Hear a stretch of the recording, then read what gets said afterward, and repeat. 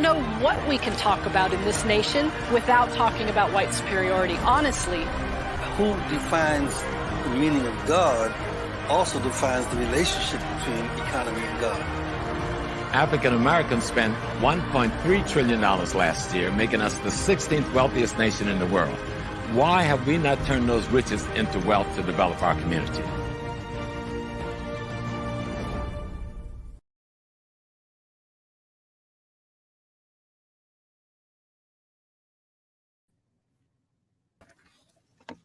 All right, what's up? What's up, everybody? You know, welcome to everyone. I mean, I don't know, welcome to everyone. That doesn't make any sense. Welcome to another edition of Happy Talks. What's up, Taaqiy? Peace, Felicia. How you doing? I'm good. I'm good. It's good. It's good. Good. Happy to be here. Happy to be here. Give folks a few minutes to come hang out with us. I see Rashamella's first person in the building. Hey, Rashamella, peace to you. Yeah, Rashamella.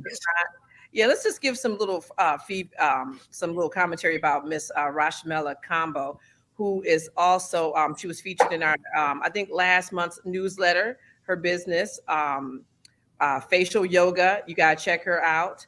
Wow, we got Mike Uno in the house from Detroit. Okay, all right. I see the D is already there. Ron Spears. All right. Yeah, Detroit Mike? Representing. Yeah, we got Miss Carol. All right. Oh, we got a little OnlyFans. All right, y'all. There it is. And you know, you guys know the drill. Please like and share this video. Make sure you are sharing it with as many people, at least 3 people.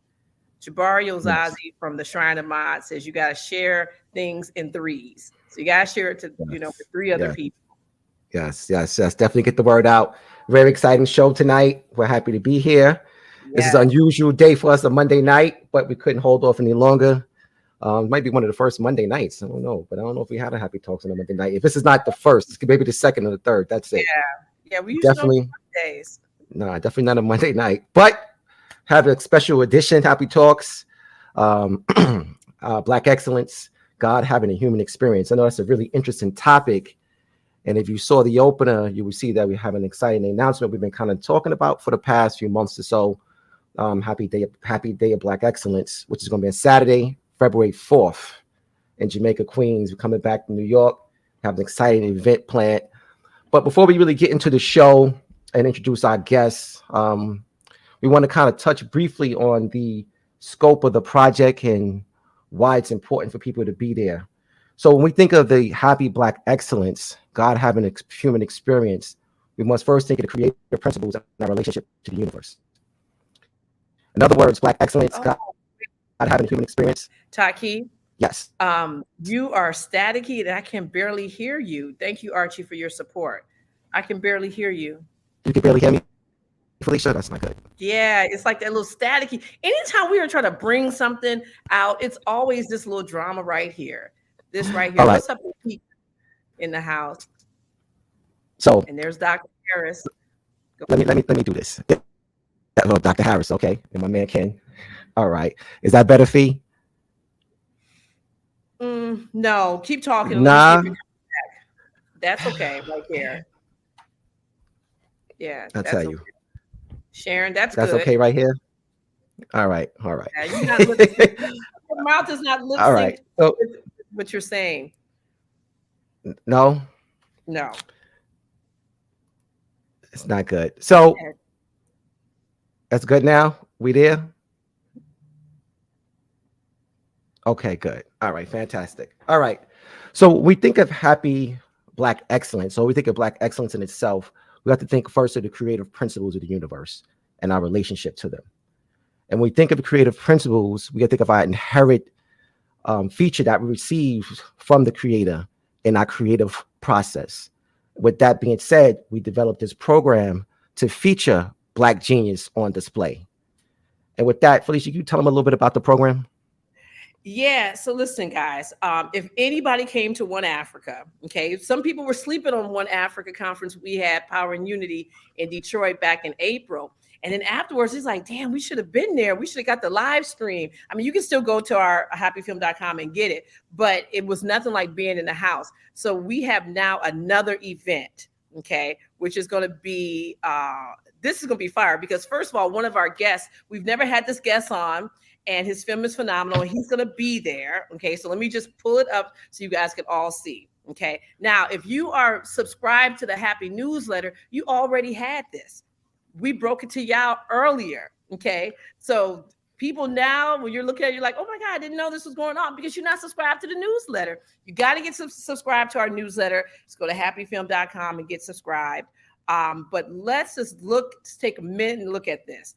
So we are going to be live in New York City on February 4th, 2023. This is time to get your money right if you want to come out and be in person. This is we only have a certain amount of tickets for in person. So if you're thinking about it, I suggest you get your tickets right away. So not only are we going to have in the house Professor James Small, Ifudishi Juhutimis, Kaba Kabanin, and Riza Islam. Okay. That's one thing. Like those are all dope. They've been on HAPI Talks millions of times. We love these scholars. They're going to be breaking down this whole idea of Black excellence. But then, we ain't stopped there. Did we stop there, Taaqiy? We ain't stopped there. No, not at all. Yes. We're showing extended clips of HAPI, and this is like dope. We are also going to show extended a clip of Out of Darkness, Heavy is the Crown, Volume 1 by Amadeuz Christ. Now, let me tell you why this is dope. Because, when we sit down and talk to this brother, his whole process about making this film is beautiful. Okay. It takes Black filmmaking to a whole new level. So both of, Taaqiy will be there with HAPI, Amadeuz will be there with Heavy as a Crown, but we did not stop there. Okay. We are also going to have Brand Nubian will be in the house performing, and Jamar Milton. It's like, yo, I just don't, there's no way I just would not be here. And then the beautiful thing about this is that it's going to be hosted by Dr. Ken Harris. Now, he hosted our One Africa conference, and everybody loved, he had us laughing. He had us up there chanting. He had us doing all types of stuff, thinking.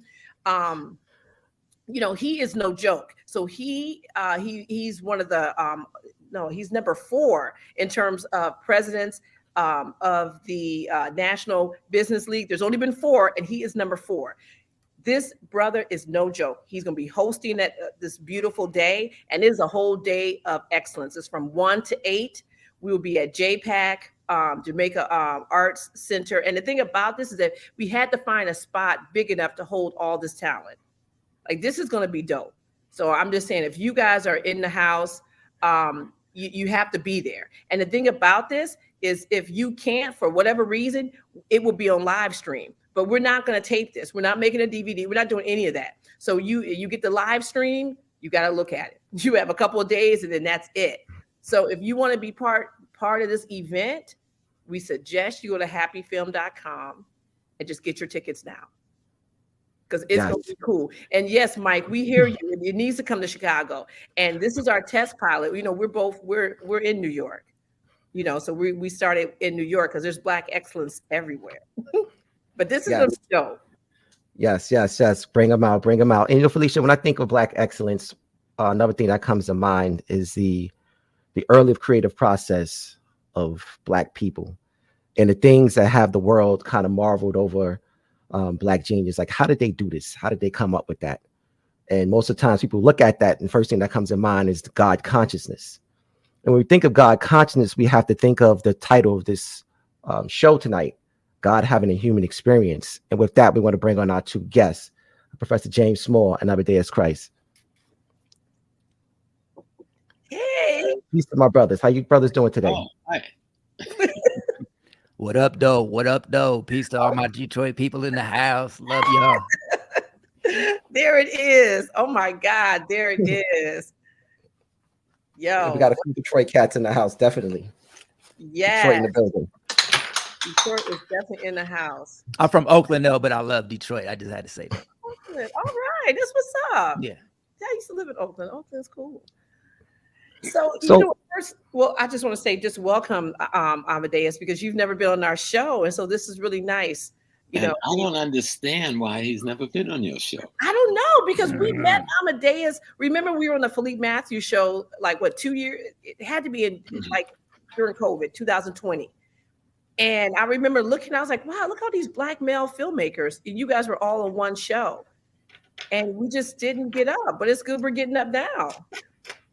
Yes. Everything is divine time. We knew we were going to do it. We talked about it. And this was the perfect opportunity. And I have to give a shout out to Brother Amadeuz for actually helping birth this concept of this idea of the Happy Day of Black Excellence. Well, before we get into that, Professor Smalls, I just had a real quick question for you. Mm. We need to understand, or can you help us understand, Professor Smalls? Wait a minute. John Giselle Smalls, Burgess, South Carolina. That's my grandparents' hometown. You know, I always tell you about the place, the Freewood. Burgess is the new name of the Freewood. That was our Maroon community. And the Smalls were the dominant group in that community till this day. So hi, family folks. That's Brother John. Shout out to Brother John. But I just wanted to say that because Brother John and I have been reunited a couple years ago to bring the family back to Burgess, though most of the family is still there. That was one of the Black Maroon communities in South Carolina. And that's where I'm from. So then you know who I am. I'm a Small. Even though I don't have the S on the end, my brothers use the S. So we all small, you know. It's all interchangeable. Yes. Okay. So family, Felicia said it earlier, but please make sure you like, share, and comment. We're about to really get into this discussion now. It's about to get underway. So Professor Smalls, we were saying from the spiritual perspective, can you help us understand what it is when it comes to our Black genius? In other words, the God consciousness that helped us birth things like the pyramids. Yeah. And I want to recoin a word. I didn't coin the word, but I recoined it in this context. And I don't want anybody stealing it, so I'm going to tell the whole world that I recoined it. When I coined post-slavery trauma syndrome, people just took it and no one has ever given me credit for it. Did that in 1992. I'm God having a human experience. Did that in 1980 something. So, you know, our ancestors did that, you know. So just give a brother credit for opening the door so that you'll understand the nature of the light. And so instead of using the term spirituality, Dr. Patricia Newton, God bless her ancestral soul, and I, and Brother Hunter Adams was about to do a piece on spirituality. And I suggest that we no longer use the term in that context, that we use the term African sacred science. Mm-hmm. And so I don't want people to be playing. I'm the one that put that term forward in that context. There was a white guy that wrote about ancient Egyptian sacred science, Herbeck, I think he did back in the day. And I think that's better describes what we're calling African spirituality, because what we're calling African spirituality is an understanding of how nature works. And see, we got to be clear on this and stop playing this spook stuff about religion and spirituality. Our ancestors was not talking about spookism. They were talking about scientific realism. They understood how nature worked in all of her forms. They understood the human's relationship and dependency and the both interdependency on one another. Mm. And with that, they expand their understanding to understanding cosmology, looking at stars, the planets, constellations, the moons, at the movements and the occasion of the movements, meaning that when this happened in the sky, this is happening on Earth. When this constellation in this position, nature is doing this thing on Earth. And the syncretization of that in the minds of the human being is what we are calling African spirituality, or better term, African sacred science. Now, if we get that clear, the rest of it is easy, you see, because we're all dirt, right? I eat tomato, grew up out of the dirt. I eat carrots, it grew up out of the dirt. I may even have me a chicken. The chicken ate the grass and the corn that grew up out of the dirt, right? And it got married to what? Cosmology in the form of sunlight, moonlight, planet light, all the energy, some taking millions of years to hit us and be absorbed by us, but all of that cosmological energy merging with the nature that we call the earth allows us to be. So our understanding of how to be in harmony with that, and then taking that body of knowledge to create our social ecology, is what African sacred science is all about. And within the context of social ecology, that's where you're dealing with the economic politics and culture. And that's where economics becomes central and essential. And you're using the term excellence. The term excellence means outstanding. It means extremely good. That is the highest level of good one could achieve when you say the thing is excellent, right? So that brings it back to, who are we? We are the divine having the human experience. Because in the African sense of the divine, that we call the God in English, the African means every and all things at once. The totality of existence is the divine, and we are an expressive aspect of that divine in our peculiarities. And that wasn't complex, right? No, not at all. That's what the ancient Comitian was trying to tell us in all those writings. That's what the Yoruba system is trying to maintain and tell us. That's what the Akan system, the Zulu system, the Congo system, the Dogon system, all are trying to tell us the same thing, that we're a part of the great one. And we learn to know the one by recognizing its oneness and then understanding its essence, its aspect. The European, on the other hand, looks for the pieces and trying to make the one. You can't do it that way. That's why they're confused. Got us all confused. Right. Right.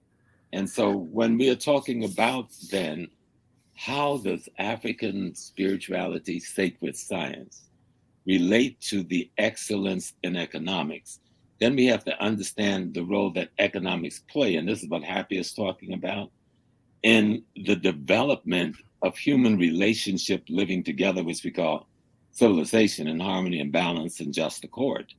And Amadeus, when he kicks it, just the graphics alone, and heavy is the crown. And by the way, my Yoruba name is Obenjoko Adebayo.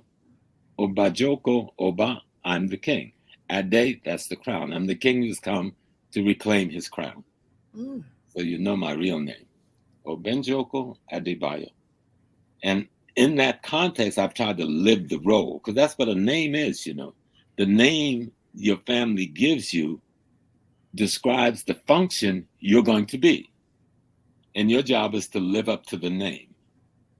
And so African peoples, the people that once lived in Kemet, the people that once lived in Zululand, the people that once lived in Zimbabwe, the people that lived in Congo, the people that lived in Mali, in Ghana, and Morocco, we have merged in America into one African people. We are one African. The African Americans in North America has the largest convergence of African gene pool and ethno-cultural retention than any other group of Africans on the planet Earth. And maybe that's why the world fear us so. Because they know we come with the whole body. You know what I'm saying? We got the whole body. And the whole body is a reflection of the divinity. I am God having a human experience. In my peculiarity, you're a God having a human experience. In your peculiarity. In the same way, in this one little finger of mine, is millions upon millions of cells. They all look alike, but none of them are doing the same thing. And yet they're doing it in such a harmonious, balanced way. I get this beautiful finger with all of its utility. That's what we're talking about. That's excellent. That's God's excellence in creation. Well, God duplicated everything. We're a duplicate of the divine itself. You know, we're a duplicate of nature. That's why we eat all of nature to replenish ourselves. We don't kill human beings to replenish ourselves. We eat all the fruits, the vegetables, the fish, the animals out of nature to replenish ourselves. So then are we not all of nature? You understand? And so the Africans understood this. This is the sacred science. Yeah, they didn't just pull out of the air and say, this herb is good for this herb is good for that, this bush will cure that. No, they studied for millions of years, and came up with a pharmacology that the world still can't compete with. Yeah. Right? Facts. So that's excellence. That's African excellence. What is excellence again? That which is outstanding, that which is extremely good. You see? So when we're talking about outstanding and extremely good, we're talking about the qualities and the attributes of the divine itself. That's African culture. See, African culture isn't separate from its religion. African culture isn't separate from its economics. African culture isn't separate from its politics or its sociology or its culture. It's all in one package. It all has a relationship with one another, a strategic scientific interaction based on reciprocity. You know, as Ma'atbi says, truth, justice, righteousness, harmony, balance, and reciprocity. And so in Kemet, they call it Ma'at. If you went to the Yoruba land, they'll call it Iowapile. Iowapile is the gentle character. The gentle character comes from harmony, balance within and without. If you went to the Igbo, they say Omanele. Omanele is the harmony in you, being in harmony with the nature that lives outside of you. This is African sacred science wherever you go. You go to the Dogon, they don't need a microscope to know the stars because they are the stars. You know, they are the stars. They understand it because they're a part of the totality. And so they can explain what seems to others mysterious. You know, African sacred science, there's nothing mysterious about a kiss that makes your toes tingle, and you would wonder why somebody's lips touching my lips make my toes tingle. Because there's a unity in the body. All right? And that unity informs whatever aspects of the body that needs to pay attention to whatever action the body is taking or taken against the body. These are simple ways to understand it, you know. Like I've told before the sisters, you have the babies, right? The babies come out of your womb into the world. So who creates? Then people say, oh, well, I'm the creator. No, you're not the creator. You're the aspect of the creation that creates. You understand? So there's no creator without you. When you understand that, saying I'm God having a human experience makes sense. You see? And the Africans' knowledge of this is a sacred science. They understood when that constellation did a twist on the bottom of the spoon part of the Big Dipper, that another constellation made a move in this direction and certain things on the planet grew. And only then did it grow.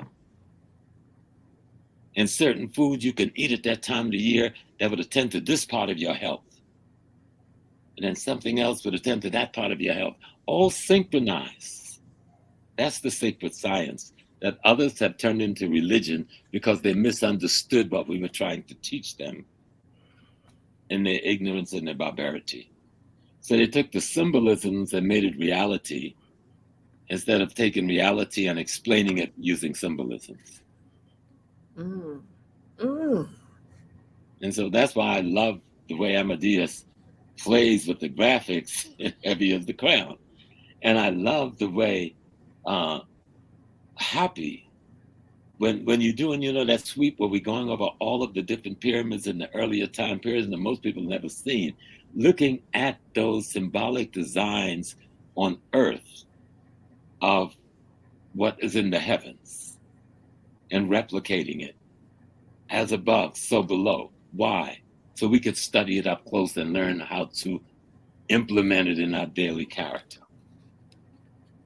You know, that's what African sacred science, African spirituality is about. Economic is at the core of that, because economics is how you keep the body going. Economics is how you allow for the foundation, the health of the community that builds the civilization that people profits from.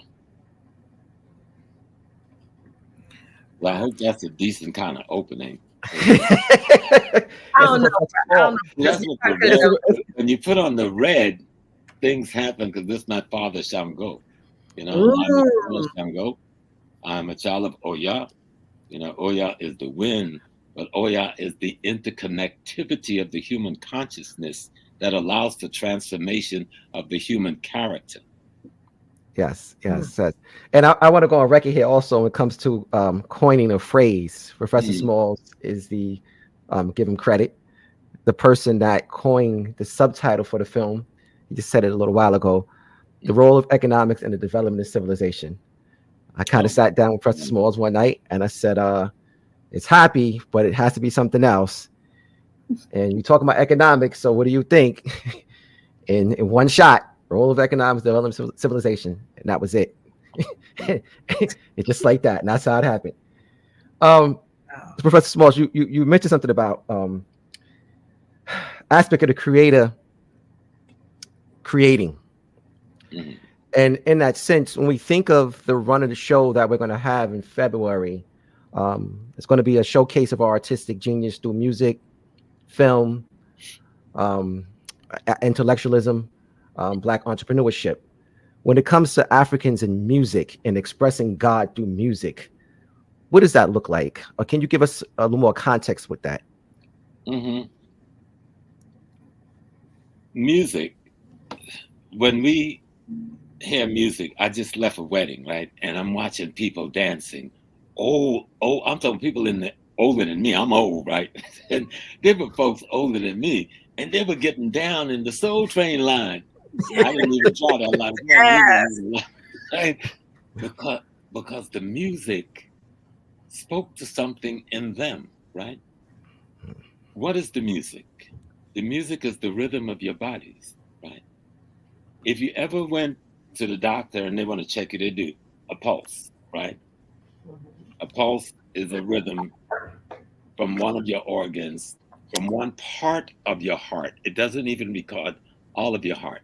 But if you go to have acupuncture, the Chinese take 8 different pulses, all right? They recognize 8 different centers, right? That's giving off a rhythmic vibration. But now when you go to an African priestess in the bush, they do more than 100 of these centers. And that's what you're calling orishas. That's what you call an obosun. It's the vibrations, right? There's multiple vibratory concertos going on inside of every one of us at any given time. But some of us have the intellect through our knowledge of instruments or even through our own vocal expression to capture some of this vibration and share it externally with others. And that other person's feels it, bonds with it because of their recognition of it, then become a part of it, joins with it. That's when you're dancing and you move into the music. But it isn't just the feeling and the vibration, there's also messages, right? They're divine messengers. And so if you go to, say, the Achim nation in Ghana, and the Achim king is sitting on the throne. He's now the ancestor. So no one can speak to him, right? Except his linguist, right? That's a man who carries a staff and he tells the king what the rest of the world is saying.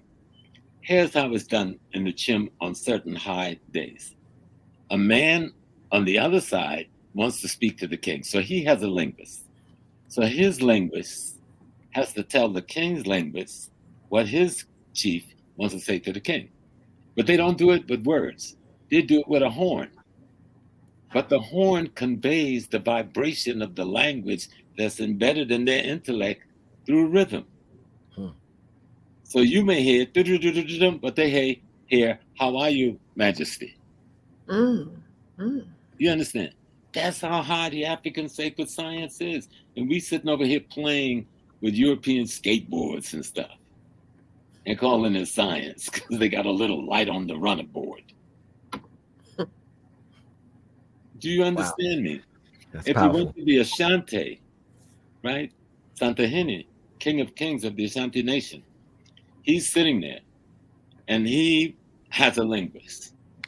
And another king, one of his big sub-chiefs come and he wants to greet Santahini. So he goes to his drummer that goes tum tum tum tum tum tum tum tum tum tum tum tum. And the linguist hears the language. He doesn't hear the tum tum tum. He hears tree. So then he goes and speaks to the other linguist, who then puts that same words now back into drum language for his king. The same thing when we on the floor, listening to Etta James. I'd rather go blind, boy.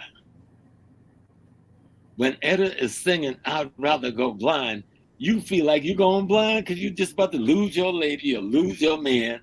What Etta did was took your feelings, put it through an historical vibratory rhythm, and gave it explanation. You go like, yeah, that's exactly what I'm feeling. You grabbed that man so tight he thought he was going to lose his skin. Trying to hold on. I'd rather go blind, boy. The music there's so many good books that we don't read over here. And Tim, let me show you, you know I like the book things, right? And it's important. And I always keep it, but then good read. Things that people can get an understanding that we're not just talking and not just making stuff up. Stuff like, what is it? The Ethnomusicology, African music. And that's by, Baba and Ketsia. Can I get the lightest? Oh, Journal of the Arts in Africa, getting deep into the music and what it really means and what it really does, right? While looking at musical arts in Africa. And we are writing about it, but we're not. You came prepared. I didn't even know you were going to go there, but I'm always right. Yeah, just everything. But that's the whole God consciousness. Everything is in line. This one is a fantastic piece. This is volume 1, and then there's volume 2. What I'm saying is our music is more important than you think. When John Coltrane is playing, when John is in his down and out days, and John is on heroin, yeah, we got to tell the truth. He's playing some very powerful music because he's screaming. When I first heard John Coltrane, I go, oh my God, I came from South Carolina, rhythm and blues. I weren't just saying this. I said, these people crazy up here in New York, right? But John was crying out in pain with all of the rhythms in his body asking for help. And when he found it through Eastern arts, through the African Indian system of meditation. And then he came with what? A love supreme. Blow you right out of the theater. Because the human body is now having a different kind of conversation. Because it's found peace now. And it's sharing that peace and that harmony and that balance. And you feeling it because it's helping you find your peace. I was listening to Equinox about an hour. I just want to drop that. Because our music, even hip hop and rap, when they really understand their true purpose and why they have captured the world so completely, then we'll be able to organize ourselves and control the world that we've already captured. Wow. It's interesting to bring up John Coltrane. So I listened to Equinox maybe about an hour ago. It just happened to just. I'm the out man too. Like my right there. Listen to a little John Coltrane earlier, a little Equinox was playing. And you definitely could hear the genius in it. You can hear the expression of the divine. You can hear the African sacred science in it.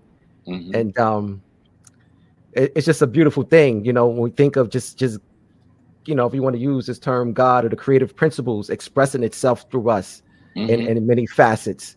And it just seemed poignant to bring together this collection of African genius on this one day. And we really need more time because there's really so many other things we want to be able to include in this show. But for those who come, definitely going to have a great time on the live stream or on the house. We also want to give a shout out for those people who showed love in the cash, do the super chats. You know, please, all means, if you can, you know, definitely show love. Happy Film Cash App and super chats or the stars on Facebook. So, Brother Chris, how you doing today? Okay, I'm sorry, Professor Smalls. No, that's what I want to hear from Amadeuz. Yes. Amadeuz Christ. Amadeuz Christ. It's hard to follow up all them jewels, but I'm gonna try. No, you're an extraordinary genius when it comes to filmmaking, my brother. I know your work. Thank you. I'm still learning. Yes. And you was like, listen, I'm impressed with the multitude of sciences that you've conquered in terms of filmmaking. A lot of people don't know just how many elements go into it, from the actual behind the camera, behind the computer, creative writing and everything like that. And you pretty much in one shop. Could you just please give us some information of just how that got started, and how you were able to kind of master all those sciences? Oh man, I don't think I've mastered them. I'm really still learning. You know, I'm very happy that Professor Small brought up music, because that's my background. That's how I kind of came into this, is through music. I never thought I was going to be a film director ever. I thought I was going to be a rapper. Wow. Yeah, I came in, you know, I got albums out on iTunes and that I probably need to go and recollect. But I started doing music. I felt like that was my calling. I always felt like I was going to change the world. I always knew that I was going to have a drive to change the world, and I was going to use my skill set to kind of influence the world in a positive way for our people. But I thought I was going to do that through rap. And then when I got into the industry, I saw that the industry is ran by people that don't look like us, and they got their own agendas. And we didn't have the control. You know what I mean? We had given up the control a long time ago, if we ever had control of the music industry, and the film industry to another extent. But I feel like film had a lot more freedom. So when the music thing really didn't work out, I kind of made the transition inadvertently to being a director. I decided to go back to school, and I actually, I'm in the studio one day. I'm kind of telling the story. I'm in the studio one day, and I get a phone call from a company that wanted to contract me to go work at Google. So I ended up at Google for 7 years of my life, and that's where I learned a lot of my business and people skills. I come from a sales background. I'm trying to give you the general story. So I ended up at Google, got inspired to go back to school. One of the things that I always wanted to do when I was doing music was shoot music videos, because I could never afford to do a music video. So I just decided, when I decided to go back to school and get my degree, just from being in corporate America, I didn't know what I really wanted to go to school for. So I just kind of randomly selected film. I said, "Oh, this sounds interesting." And I really did it to shoot my own videos. So when I got into it, I remember the first day of class, the editor, the teacher gave us a whole bunch of footage, and he was like, "Yeah, you guys, tell the stories, letting us know the basics of storytelling, how to edit footage." Back then, it was real big Avid machines. It wasn't Final Cut Pro. So boom. So he gives us the footage, and everybody in the class is, they're trying to put together their little story of the footage. It was like a girl and a guy on the beach or whatever. He didn't explain to us any real technical stuff. He just kind of wanted to see where we at. I got finished in about 5 minutes. And when I went back to him, he was like, oh, you need the footage? And I said, no, I'm done. He was like, you can't possibly be done. He's like, let me see what you got. He saw it. I like literally edited a music video first time on the machine, didn't like have music in there, fades and everything. He was like, why are you in this class? Why are you in my class? He was like, you don't need to be in this class. And I said, well, this is a required class. I need this class. He's like, okay. So needless to say, I got an A in that class. And that let me know that I had like a quote unquote natural ability to tell a story. So make a long story short, I go back to San Jose State. I'm in the I'm in film school now. Part of the film school requirements was for us to take a radio class. So that was, the radio station. San Jose State had a radio station. So I took the radio station class. So what we would do is when artists would come in town into the Bay Area, San Francisco, Oakland, San Jose, I would actually we would contact them and try to get an interview. These are your Kendrick Lamars and your the Cool Kids and Black Hippie and Ab-Soul and Dom Kennedy, all this is like 2012. In the meantime, my rap homies is like, yo, you're in film school? Come shoot a video. So I started shooting videos, and it just so happened I was pretty good at shooting music videos. So now I'm in league with all of these artists, and I'm like, yo, let me, we'll come to the show. Let me get on stage with you. I'll film the performance, and we'll do an interview with you. And I started doing like little PR pieces for artists and stuff like that, and that hit like all the blogs, and you know what I mean. So that essentially led me to doing music videos. I said, well, let's, I had a manager at the time. I was like, well, let's kind of parlay this from doing these interviews into doing like real music videos. So that's kind of like how I cut my teeth, was doing music videos and working with rappers and different A&Rs. Like I had video, like shout out to my homeboy Locksmith from the Bay Area, he's from Richmond. He was really like teaching me how to shoot. He was like, nah, bro, back the camera up. Like, I know you like the close-ups, but back, and like, you know what I mean? And I would go through the editing process, and I promise you, like the first kind of music videos I shot, I did not do a good job. I mean, like it looked good, but the editing wasn't there. So it was actually rappers who was like, nah, put this scene in. Locksmith was like the main one who kind of shaped me. I mean, I had editing skills to begin with, but to shape it, what I'm saying is to shape it into industry standard. Industry standard was the big thing that I had to learn, and that's what I learned. So after a while, again, I'm getting tired of the industry. I'm getting tired of being told what to do. I'm being tired of creating art for other people. So I decided, you know what? I want to make a film that showcases my skill, but is about our people and for our people, and it's going to uplift our people and do positive stuff. Not like I was with the rap videos. I was always taking the video and try to make the video like have a message to it. You know what I mean? Make it positive.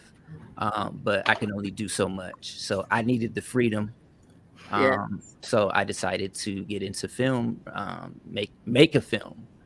And I just, I got introduced to Dr. Clark through YouTube videos. Dr. Clark, Dr. Claude Anderson, Professor Small, Kaba Kamene, Amos Wilson, Dr. Ivan Van Sertima. This is like me working at Google and being working at YouTube and being in my office and just coming across these videos. And all of these early videos were coming from TAP, Transatlantic Productions. I think that was Clemson. He captured a lot of those videos, like, in the 80s, man, when the African Center movement was really like popping. And I'm very fortunate to come across those videos, because if I didn't, I don't know if I would have ever like really became conscious like this.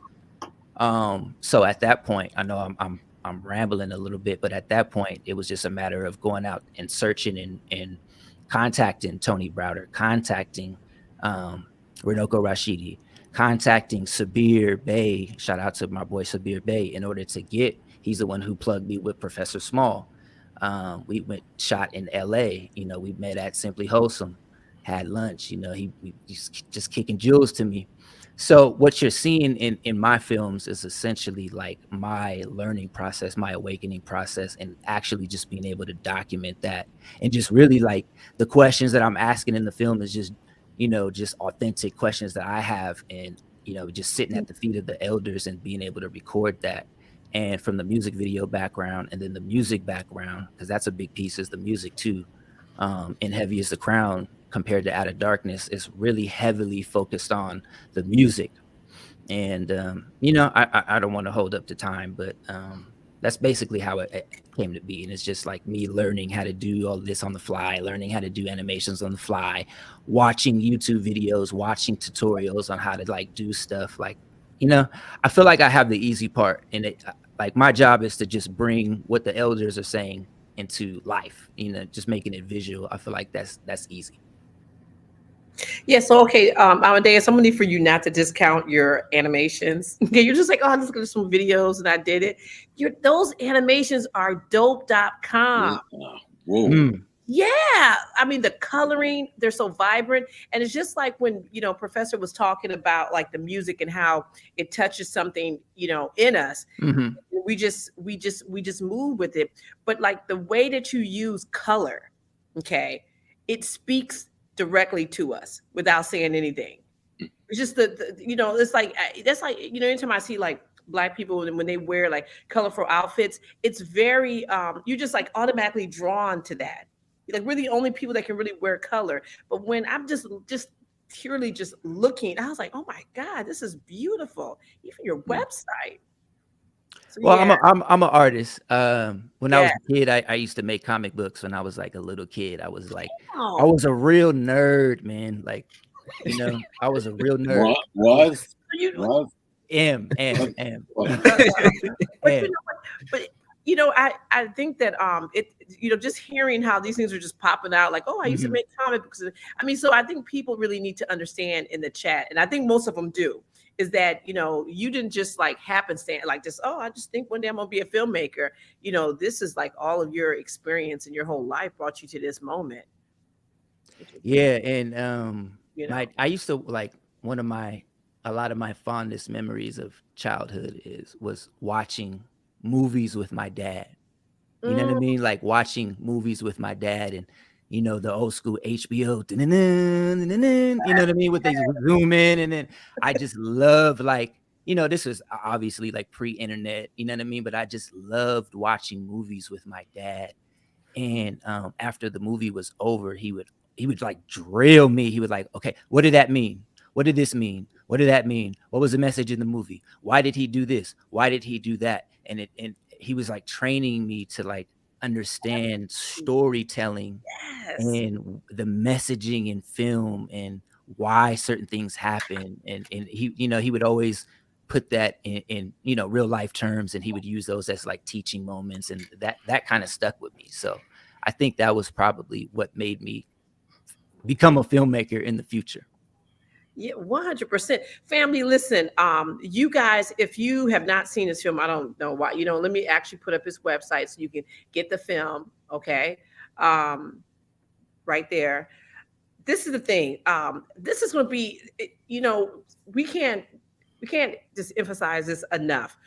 You know, this event that we're going to have on February 4th, this is a good time for us to build. You know, we build across this platform because this is, you know, the technology that we're using today to, you know, to do this. And we can definitely, you know, talk to people who we wouldn't normally talk to, but we have the opportunity to be in the house and, you know, sit down and chat with Amadeus, with Professor Small, with Kaba, with Infudici, you know, with our scholars, our examples of Black excellence. You know, and we're not going to always have this time. So it's really important, family, that you know, that you be in the house, because everyone is Black excellence. That's the other piece. You know, Everyone is Black excellence. Everyone is doing something in their lives that need to be showcased to people. And it's really a day of us just loving on each other. A lot of things have been happening in our community, you know, and that we need to be loving each other. It's one of our principles of, it's actually our number one principle of HAPI, of the HAPI movement, is loving Black people. Okay. And so this is going to be a day that we can just love on each other. You know, for anyone, I keep talking about, you know, One Africa, because, you know, if you came to that DoubleTree in Detroit, you just smelled Black love and sage. It was nice. It was nice. It was really nice. And it was a day of us just loving on each other. So this is going to be another HAPI Movement event. And this is going to be nice because we're going to have, everyone's going to be in person. You know? May I add something? Yes. On our businesses, because sometimes we talk about it, but we don't talk about business. I did a little notes, you know, before. Notes. You like notes? Yeah. Do you know that African Americans own 3,115,000 businesses? Do you know that those businesses generate between $3 and $4 billion in our community? Do you know since the pandemic hit, our business growth have gone up 30%, according to the national census? And this is largely due to the independent involvement of Black women at the helm of new businesses. So these kinds of things our people need to know, because always folks try to make it look like we ain't there, and we are more there than you think. But what we need to do, we were able to spend $1.8 trillion last year in surplus capital, but we spend it with non-African American, non-African businesses. If we were to shift that, we would see an even greater exponential growth in Black business in this country overnight, with Black employment in this country being employed by Black businesses overnight. And I think that's what HAPI is trying to articulate and say, you know, to our people. Yes. And you know what? Also, thank you, Professor. We're going to have vendors. It's a limited space for vendors. So if you're trying to vend, you better get onto that little happyfilm.com and get your ticket now, because we can't squeeze nobody in there. You know, everyone, you know, Amadeuz is going to be there with his film, signing stuff, taking pictures. We're going to be there with our stuff, Infodishi, you know, Kaba. So I'm telling you, if you want to be vending, you have better get on to happyfilm.com and get your ticket. But that's the other piece. So, you know, we will have in the next, you know, couple of weeks, we will be talking about how all the like different business entities can, you know, will be able to advertise. We're going to have a reel going, you know, showing it. And again, this is live stream. So it's not going to just be, you know, just us, you know, the people in the house. It's going to be across the world. You know, we have South Africa in the house. We have London. We have a lot of places. So you definitely want to be, you know, part of this economic gift that we're doing. Well, not just the economic gift, though. See, what Amadeuz is bringing to the table is not just fantastic graphics and not just fantastic music, but it's one of the best African sacred science spiritual treatises I've seen on video from multiple Infodishi, Kaba, myself, even Brother Tony. You know, it's fantastic to really see how HAPI and Heavy as the Crown has merged. You know, it's like the two polar elements was just waiting to collide. And this had to happen. You know, Heavy as the Crown and HAPI had to come together. And that's a beautiful thing right now. Yeah, and you know what? And thank you. I mean, you know what? You just giving me all these little ends, Professor. You know, I think it's the red. The red is doing something. Look, so you know what? Look, this is a good. Thank you, because this is a good question. And I was talking to Amadeuz about this earlier. Is that this whole idea of filmmaking? Okay, now just for a second, you know, we're gonna put just to the side in terms of what the films are about. Can you guys? I'm talking to Taaqiy and Amadeuz. Just talk about, and Amadeuz kind of talked about this a little bit, but what what was your I think, like, what was your inspiration? And we'll start with you, Taaqiy, to even want to talk about, I mean, just to film, to be a filmmaker, because Amadeuz kind of laid it out. I'm so good. You know what? You didn't tell me all this on the phone. I'm glad you saved the story. You really because like when I think about like the yellow brick road and how, like the yellow, it's like everything was just happening for you. Bam, bam, bam, for you to be to this point. And I can't wait to see what's down your path, some more. But, Taaqiy, can you just talk about, because I think a lot of times we're on this, show and everybody thinks we just do happy talks, but you've done 3 like feature films. Can you just talk about like what made you want to, be in this medium? Well, yeah, first I want to give a shout out to those people who were involved with the production of HAPI.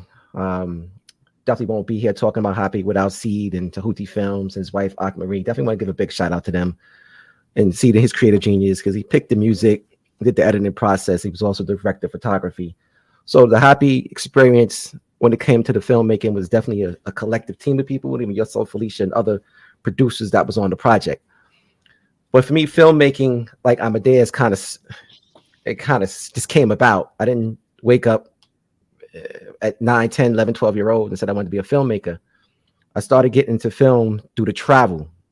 I kept tours, traveling back and forth to Kemet for the past 22 years. Always had a camera in my hand. It was either a still camera or video camera. Always had a camera in my hand. Wanted to document everything I saw. Wanted to take film, everything I saw, every pyramid. I was on a quest once upon a time to film and go to every pyramid along the Nile corridor. So that was a part of just learning and experiencing that and sharing this information.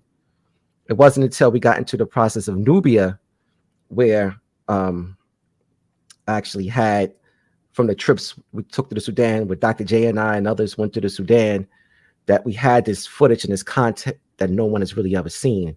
And when I first got it, I didn't really know just how limited it was. And people was like, yo, Taaqiy, people don't really see this. So then thus we named the film Nubia, The Untold Story. And when we first went there, it wasn't something we were doing to actually go make a film. It was just documenting my experience there.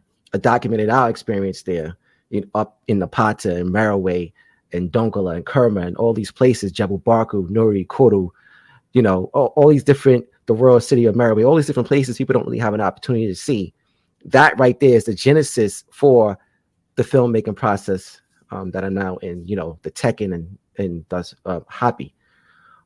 So it just started with just the travel and wanting to experience African culture. And I also have to speak to, the foundation and the upbringing at the Cultural Center, like the African Poetry Theater. Had the opportunity to be blessed to be around this birth of this consciousness, this African consciousness since I was a little kid. Even though I may have not gone down that road early on in my life, I was still there and the seeds were being planted. Opportunity to see Dr. Clark, meet Dr. Jeffrey, Professor Smalls, Dr. Ben, and just a host of others, and be kind of closely tied to that. And the answer to now, Baba John Watusi Branch, again at the African Poetry Theater. So all this tied into it. My home bringing, my stepfather was Nation Islam, FOI, so that also contributed to that. And all these different things really a part of that. And, Dr. J says it the best. Those who control the images control the self-esteem, self-development, and self-respect of the people. And that really pushed me forward and propelled me into making films. And, one of the things we want to do with dispel a lot of the myths that Egyptologists have, and we want to also reclaim the now. And we look at Egyptology, this is how, it's displayed. This is the so-called black pharaohs of Nubia. And this is what they look at in Egypt. This is a rendition of King Tut, as they say it. So this is how they have it. So when we look at this, we need to understand that it looked far different than that. And the only way to deal with that properly is to document our own experiences. So we wanted to really get into this filmmaking process. And I want to give a real quick shout out to the 5-star review in one of his comments about harmonious cooperation. I think that is the most important thing when we think of HAPI. HAPI for us, has this whole economic thing in the river and just the understanding from crops to stocks. But when we really think of HAPI, we think of this this unity, what we like to call power and unity. This power and unity we have in aligning ourselves with other like-minded Black people and loving Black people. That is the core of HAPI and the HAPI movement. So harmonious cooperation with working with the brother Amadeuz just made sense.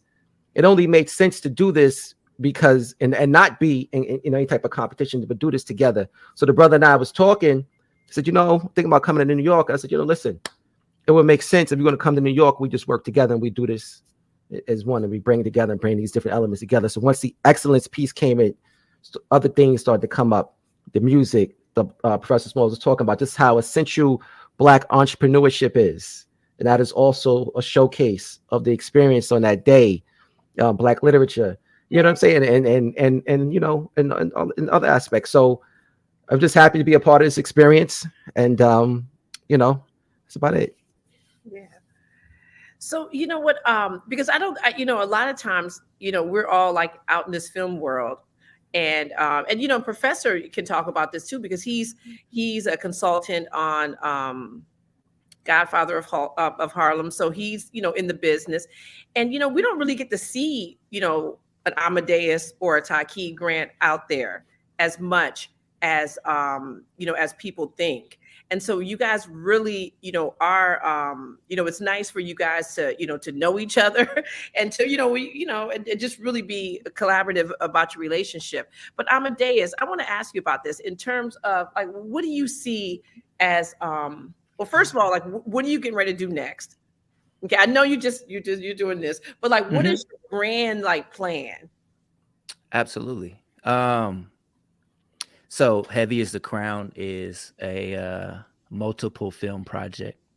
So right now we are in post-production for volume 2. So that's coming. I also, that's why I shouted out my Detroit peoples when I came on here, because I'm doing a film on Detroit. What? Wait, Amadeuz.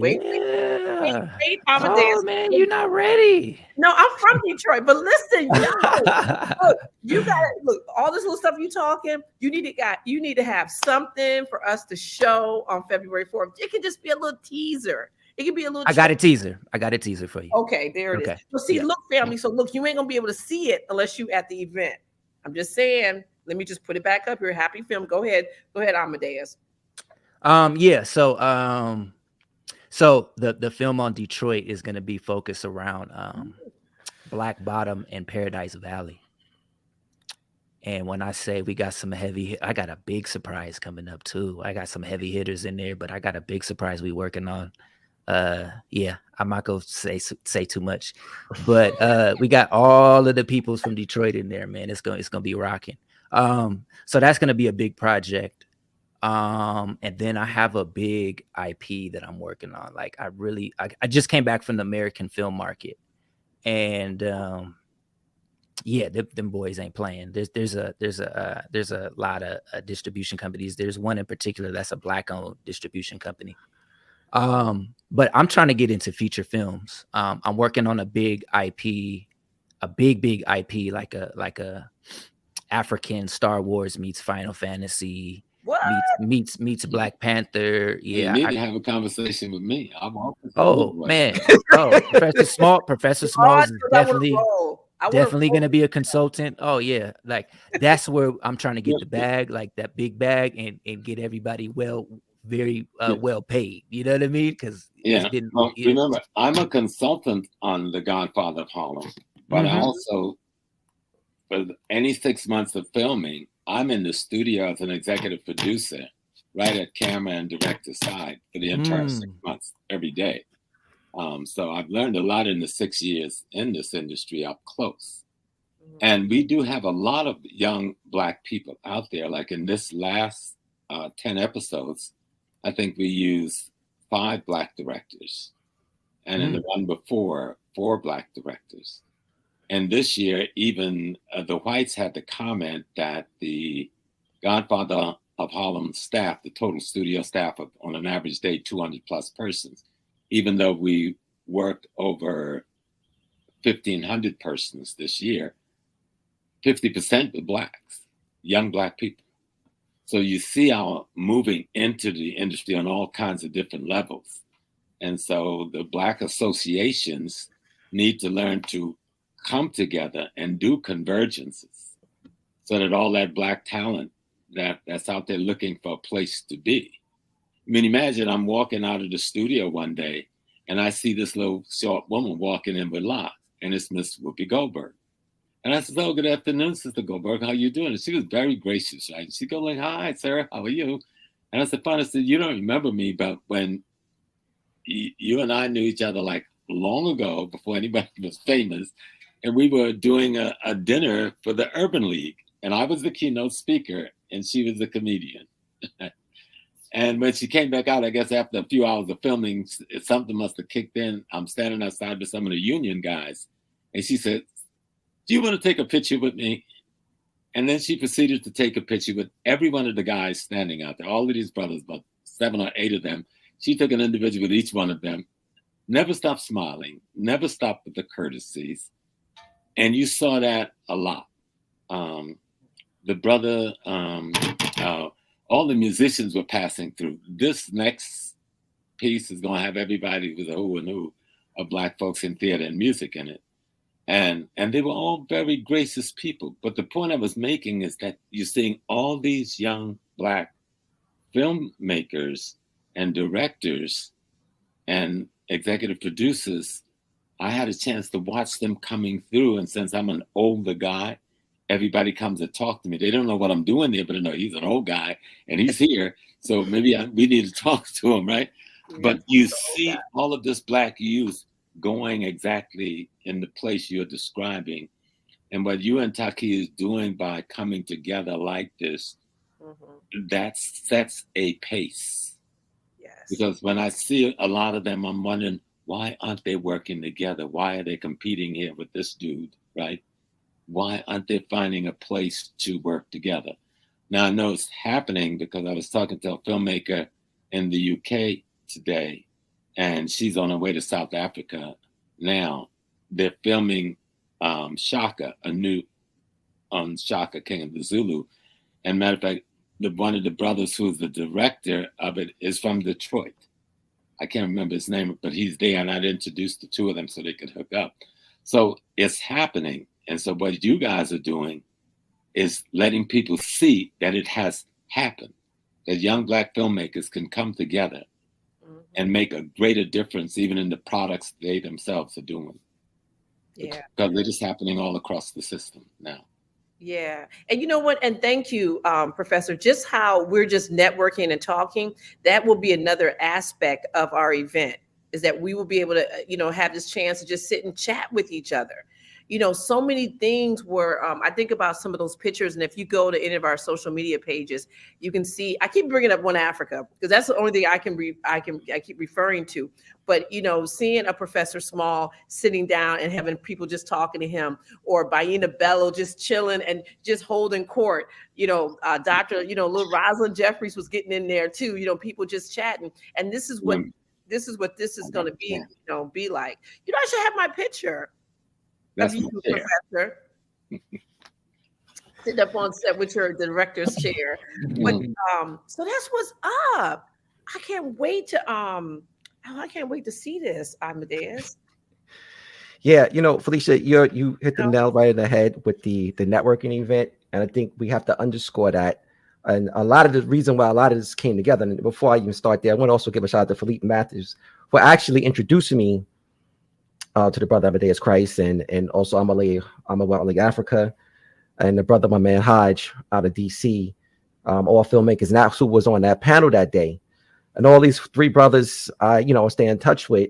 And if it wasn't for that show, we wouldn't actually have the relationship that we have today. And, the brothers, we network, Amawali helped us with the HAPI on the HAPI, went to Egypt with us, and he helped film that. The brother Amadeuz, we always kick it. He gives me jewels and different things. Like, hey, Taaqiy, check this out. So that networking piece is taking place like behind the scenes. And it's something that we want to bring to the family on September 4th. And definitely, Professor, thank you for that. Because there's so many different elements to this project. But we put time in the program so that we can have a networking event. We put time in the program so that when the show it's not actually on in the first hour or so, and at the end there's time for people to actually meet and greet, and Black people to really work with each other and deal with cooperative economics and just other aspects of networking. And so it's such an essential element to the Happy Day of Black Excellence. Yeah, so definitely we want to definitely underscore that, you know. Yes. So yeah, so family, it's February 4th. I see Miss Vicky, and we met Miss Vicky in our premiere in Philadelphia. So Miss Redmond is in the house, and let me also say shout out to Michael Friend, who has had a drumming business or group for over 40 years. When I first became an actor, I was in his play he used to do called We Are Africa. But shout out to him because now he works for Quayle TV, which is a Black streaming service that, again, I think we were talking about this before, Professor and I. It rivals Netflix, but she has all Black films up on there, Quayle TV, and he's working with her now. So peace out to both of them. Shout out to Deshauna. Yes. I'm supposed to get Heavy as a Crown on there. Hey, Quality TV, reach out to me because we've been trying to get Heavy as a Crown on there. Oh, no, you got to talk. Yeah, talk to Michael Friend. I reached out to Deshauna and she did hit me back and she said she was going to send some paperwork over, and I just, I'm still waiting for that paperwork. But and let me tell you why this networking stuff is important. So I met her one day at a NIWIF conference in New York. It was for women in film in New York. I just came in there and she was just kind of sort of just getting started. And I was like, wow, I kept telling her, I'm so happy to see you here. It was like a sea of whiteness, and just seeing her, talk about her station and how she was able to keep costs down, and she was giving most of her money to filmmakers. I was like, damn, she is dope as hell. I was like, when I get a chance to work with her, I'm going to work with her. And then fast forward, I'm talking to Michael Friend, and HAPI's here. So this is great. This is great. This is good, Amadeus. I love Quality TV. Yeah, and then they have like the old school films that people haven't really seen, so it's a really it's a good space to be in. Yeah, right there. So family, also want to make an announcement about the YouTube push. We have some. Professor Small. Say that again. There was Michelle French. She just made a comment, and then here's Ken Harris making an extended comment. Yeah, that was Michael Friend. So all of your friends are there. They're on tonight. Yes, definitely. Family, we are on our 30K push on YouTube. We have some new people in the building tonight. You've not subscribed to us on the YouTube channel, please do so. We're about 300 and change away, I believe, from our 30K mark. Please help us reach that goal. Professor Smalls, we were on a show a little while ago with Dr. Baba Obata-Chaka, and we were just talking about some of the African genius expressions in West Africa. Benin. When I was reading something the other day, and this doesn't get as much attention as it should, just how vast or how grand the Great Walls of the city are versus something like the Great Wall of China. And we think in terms of that African genius, could you just please explain the Great Walls of Benin and what that represents to us? No, because I'm not as well versed on it as Oba is. But it's not a Benin, the country, Benin. Right. It is Benin, the state, which was then the Great Benin Kingdom in what is now today's Nigeria. The wall is actually longer than the wall of China. And if you can imagine, this is a wall that didn't just surround a city, it surrounded multiple cities, right? In the center of which was the capital city. You're talking hundreds and hundreds and hundreds of miles of a wall. Much of it is still there and is never talked about in geography or history or any of those things. But the Africans always had a sense of containment and protection because we knew there was a barbarian out there somewhere, and it occasionally would encroach. And so that wall was put there to fight them back. Let me give you a sense. The wall probably is built around the 1300s, or a little earlier than that. But we hear about Greece invasion of Northeast Africa, but we don't hear about Greece invading Central North Africa, but it does. In the BC, we hear about Rome and all the things it does in Turkey, but we don't hear about Rome invasion of North Africa. All right. And so, and would be there until the 800s when the mixed race Arabs would push them out. But before the Arabs would come, the Germanic tribes would invade from Spain into North Africa, down through Morocco, down as far as Mali, down to Niger. We're fighting white people before 1492 for hundreds, almost 2,000 years. And so you see the necessity for a wall because we know there is something out there and it occasionally encroaches on us. None of this is taught to us in history. A couple of thousand years of history is not taught, right? And so when the people they call the Moors, these are the people who today, many of whom live in Senegal, they live in Mali, they live in Niger, but they used to live in all of North Africa right up to the Mediterranean. When the Islamic forces come in the 6th, 7th century, and ally themselves with the Black community to remove the Romans from power, we weren't just becoming Muslims, we rose up to expel the Germanic hordes that was occupying North Africa, the Roman hordes that was occupying North Africa. That's why the so-called Moors rose up. It wasn't just an Islamic infusion thing. We had been at war with a more formidable militarily trained force of barbarians. And their children, the children of the barbarians, got a new religion called Islam and turned on their fathers. And we teamed up with them. They would later turn on us as well. And it is that 1,500 years of Islamic enslavement and tyranny that will lay the foundation for the transatlantic slave trade and set up the management system by which it would work. So the wall is built in response to that little survey of history I just gave you. You know, the amazing thing is, like you said, it's not, you know, it's not taught in school. It's not, well, in history. There's very little known of this, and it's something greater in size, mass, and is even its historical context in the Great Wall of China. But there's absolutely no mention of this, which is not a surprise. A people, a whole people, and we never heard of them. You know, the Gudamas, the people we call them the Moors, they call themselves Gudamas. That was their greater nation, the Gudamas and the Garamantes, not Berbers. The word Berber hadn't come into being yet. The word Moor hadn't come into being yet. The Gudamas and the Garamantes. That's their land. Wow. Thank you for that, Professor Small.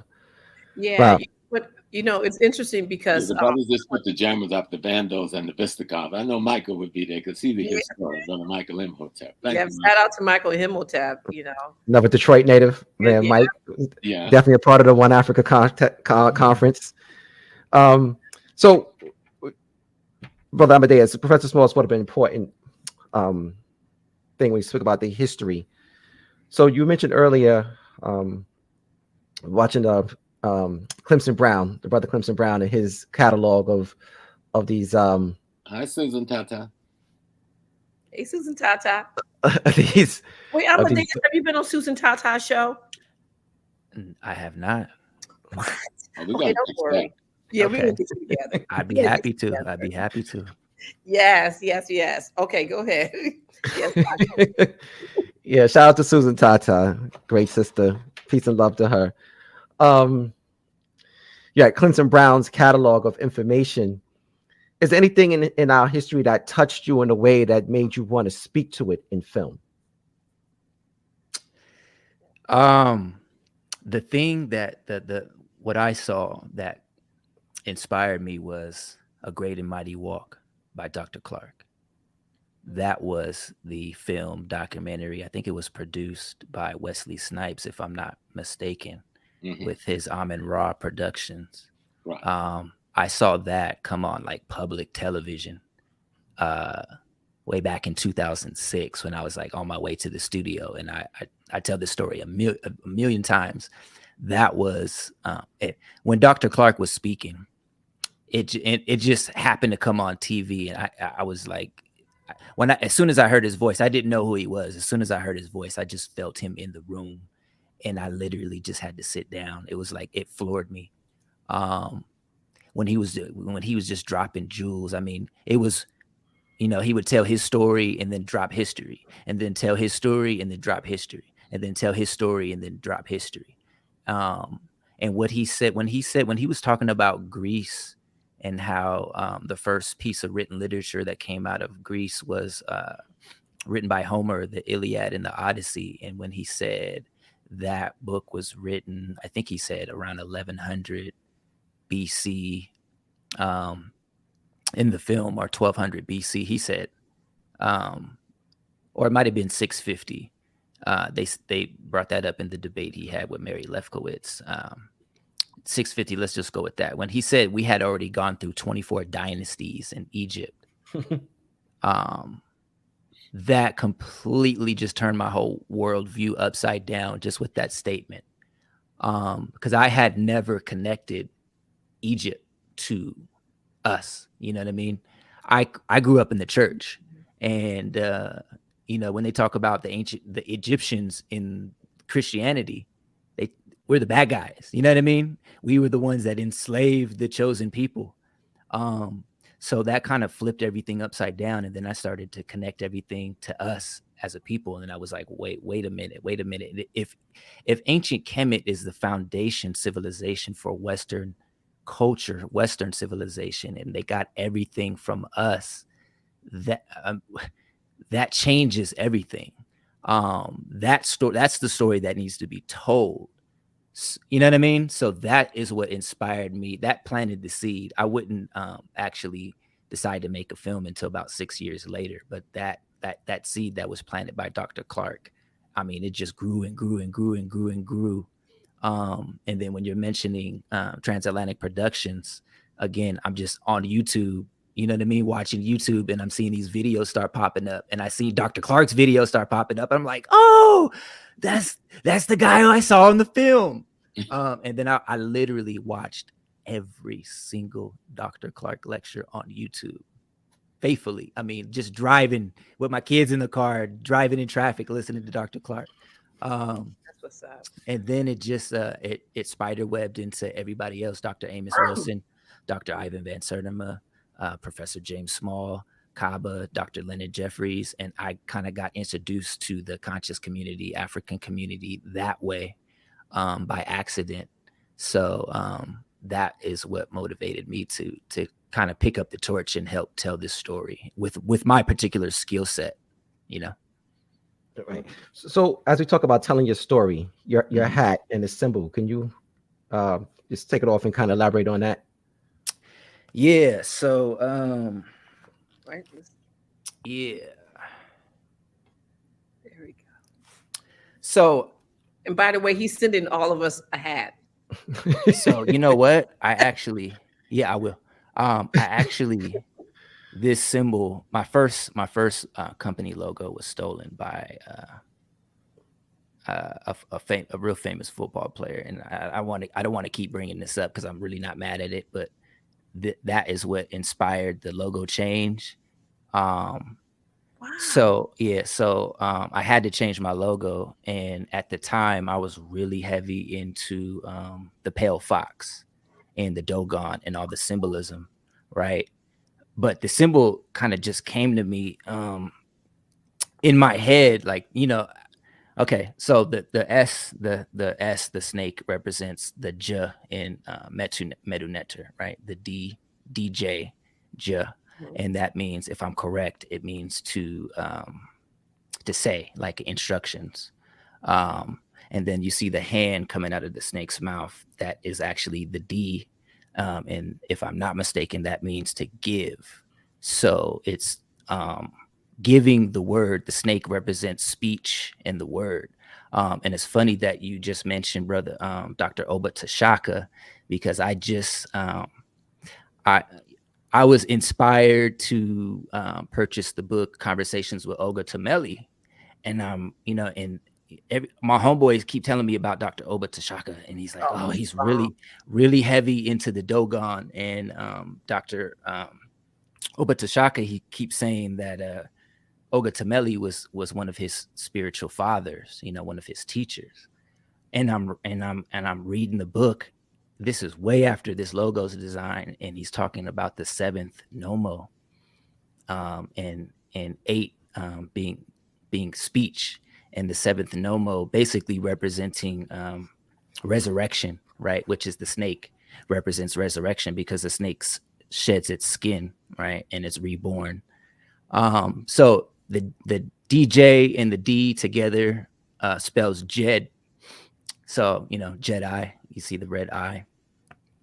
So yeah, so and then Jed, you know, the Jed column is restoring balance, right? That's Osiris's spine, right? Osiris spine is the restoration of balance. It has a few other meanings with the pole stars and the circumpolar stars. The 7 representing, you know, 7 is actually, you know, obviously a spiritual number, but 7 also representing the adds symbol ADZE. But yeah, it just, these symbols just kind of come to me, and then I get the information about them later when I read. You know what I mean? Kind of happens like that. That's dope.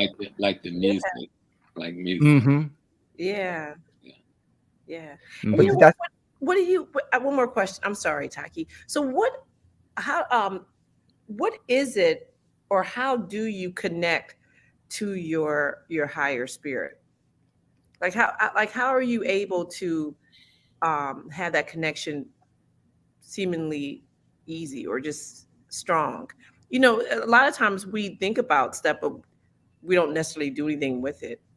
You know, and sometimes I don't even know if we're actually thinking consciously about stuff. Like, how are you just able to connect to the artist in you? Just get into a quiet place and just listen.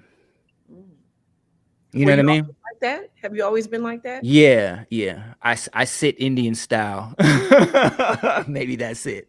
I sit Indian style. I've always done that as a kid, but I just I don't know, man. I just sit there and listen and listen to what's being told to me by the ancestors, by I don't know, like Black Panther, the ancestral realm. Like, I feel like I could tap into that without taking the heart-shaped herb. But it's just really listening, you know what I mean? And seeing, you know, like seeing what is being told to me through the word, visualizing what that word looks like, listening to music is a big part of it. The music in Heavy is the Crown dictated the editing. The first time when I did the original Out of Darkness, I didn't edit to the music. I edited the film and then I put music afterwards. When I did Heavy is the Crown, I didn't edit until I had all of the music done and I had created all of these different pieces. So it's really the power of the drum, the African drum, and Professor Small can probably speak on that, the power of the drum. But the power, you know, I guess I got that African heartbeat in me. And when I started making the music, like I said, the music was kind of dictating where the edits were happening at and where the story was going to go. Yo, like, this is our sacred sciences, because I don't think people understand how these concepts, people will spend years in school practicing, you know, people that necessarily don't look like us will, you know, just trying to get a tiny bit of what you have, and you're just able to connect to your ancestors, your spirit, to, you know, and then you're able to then, you know, be able to connect to other art, to create art. Like, that's dope, and it's seamless. It's seamless. You know, you see, I got Basquiat in the background. Yes. Yeah. Yeah. Let me say something so people can work with it. That's what I do. I make it simple, make it plain. Yeah. Imagine your mind have multiple cabinets. And in each of the cabinets in your mind is a treasure trove of each of the million ancestors you've had through time. And when you go into your meditation, you open a cabinet, and there's a treasure trove of wisdom from an ancestor that is not only out of the past, but is also you at the same time. And you bring it forward into being. Cabinets of the mind. No cliche, Taaqiy. Cabinets of the mind. Wow. You know, this all, sometimes we name these shows, we always like to try to stick to the theme. But this, I think we really kind of hit the theme, the nail on the head, with just expressions of this God consciousness that we have, and this experience with the African sacred sciences or spirituality, and how that's expressed in ourselves in this artistic format. So we implore everybody in the family to come out Saturday, February 4th from 1 to 8 p.m. If you're not in the New York City area, in New York, HAPI is coming home. We've been all around, but we'll be in New York right here in our backyard. If you can't come to New York on that day, it's definitely available for you on the live stream. So you definitely will be a part of this. And we have so many, let me just say this also. It's important to understand that it's an experience being curated. It's not just what you see here on the flyer, not just what we talked about. There's other little gems, a thing that's going to happen that day that you're only going to get that if you're in the building. But Black love and sage, Taaqiy. Say it is black love and sage. That is what you're going to get. I mean, but wait, we got. But Felicia, it has to be on another level, because what we had in what Africa was black love and sage. Now we're taking this to a whole another level. It's going to be another level beyond what we did in Detroit. So and we probably won't be able to coin it until afterwards. Because we didn't coin it, like when we were in Black Love and Sage, we didn't know it was Black Love and Sage until afterwards. We were just sitting reflecting on it. But this is so nice because, you know, all these, you know, delicious people are going to be there. We got Amadeuz Christ. And wait, Amadeuz, you going to have those hats? I'm going to have them. I'm going to have them with me. I got a good amount left. You know what I mean? So they're limited edition. Yeah, I'm probably not going to press up any more green ones. So you better get them while I got them. I want mine signed. I don't know about y'all. Okay, I want to have my own shirt. Yeah. I'm on my side. I got hats, I got socks, I got slides. Come on. You be laying, brother. I could have been with the reach I have. I could have been selling that stuff for you for the last few months. Yeah, because let me tell you, listen, this dude right here, I'm talking about Professor Small, rolled into the One Africa conference with your DVD. Okay, selling them bad boys. He's like, yo, come on, we got Out of Darkness. You're not messing with Professor Small. He traveled on a plane with them DVDs. I was like, okay, that's what's up. Yeah. I don't know where HAPI's DVD was, but I know he had yours. That's right. Heavy as the crown. But let's get it. Yeah. So family, listen, Brand Nubian is going to be performing. You know, Jamar Milton. I don't know if y'all know about Jamar Milton. He's dope. He's going to be performing. You guys going to see, you know, Amadeus is going to bring us a little something special that you can't see nowhere else except for at this event, something he's working on now. And HAPI, we're going to show a special clip of HAPI. We're going to have a panel discussion. We got Riza Islam. This young brother is doing his thing. Cabernet. Let me stop you. Don't pass Riza so quickly. Because it becomes so important because I watched him over the last few years. And remember, he comes from one of the oldest, if not the oldest, but one of the oldest radical spiritual traditions in North America, the Nation of Islam. And he's a part of the Nation of Islam. That's the same spiritual unit that gave us Malcolm X. And so to have a young man like this, and I've heard him teach, he's a brilliant teacher, excellent lecturer. So it's important that the world recognize not just him, but the foundation that produces him. Because sometimes we don't recognize that foundation And yet many of us are the product of that same foundation via Malcolm or via God Allah or via like Taaqiy, his father, being in the FY and so forth.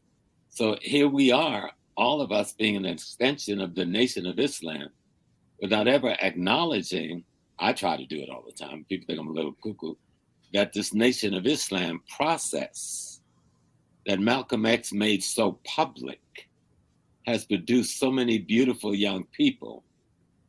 And those of us who are not in the nation have not always been welcoming of them in our partnership. So I'm very happy to see Riza Islam being welcomed into this partnership.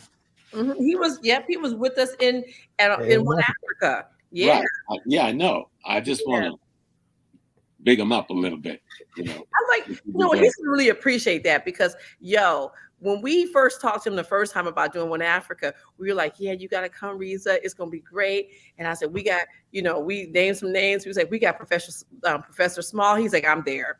He was like, yep, right there. He was doing something with King Randall. So he was like physically with King Randall, but then he did, he was on Zoom with us. So, yeah.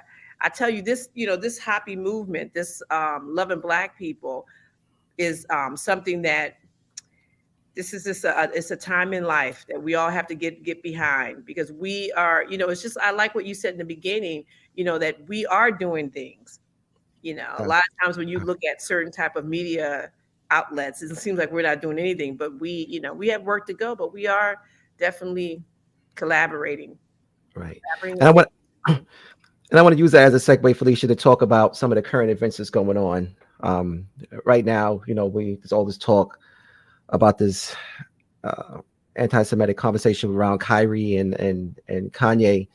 And we're seeing a change of consciousness and Black people, shifting and kind of maybe, well, not all, some kind of sticking together. I may not agree with some of the things from a philosophical standpoint that is shared, but just in the fact that Black people being attacked, we need to figure out better ways how to stand together. Even like Malcolm said, we don't agree philosophically, we still have to come together.